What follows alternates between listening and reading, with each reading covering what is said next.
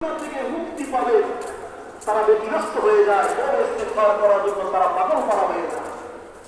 আরেক প্রকারের মানুষ আছে গুনাহ করার পরে তওবা করার প্রয়োজনীয়তা অনুভব করে না। তওবা করার জন্য, ক্ষমা করার জন্য, ক্ষমা প্রার্থনা করার জন্য সবাই এমন করে বিধিটা নির্ধারণ করে রাখে। পরে তওবা করবো, আমি শুক্রবারে তওবা করবো, আমি অন্যের মতো ভালো করবো, নিজের মতো করে আমি আমার কথা শুরু করবো। রসূলের কারীম সাল্লাল্লাহু আলাইহি ওয়াসাল্লামের হাদিস থেকে আমরা দেখি যে একজন মুমিন তার মধ্যে গুনাহ হয়ে যায়, তখন সে এই সামান্য গুনাহটাকেও তার মাথার উপরে বিশাল বড় একটা বোঝার মতো মনে করে।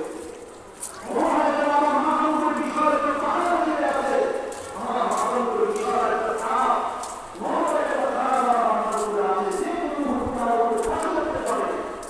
এখান থেকে আত্মরক্ষার জন্য মানুষ কি করে? আস্তে আস্তে চেষ্টা করে না, দ্রুত চেষ্টা করে, দ্রুত চেষ্টা করে। কি বলেন, একটা মানুষ এক জায়গায় আছে, যদি দেখেন তার পাশে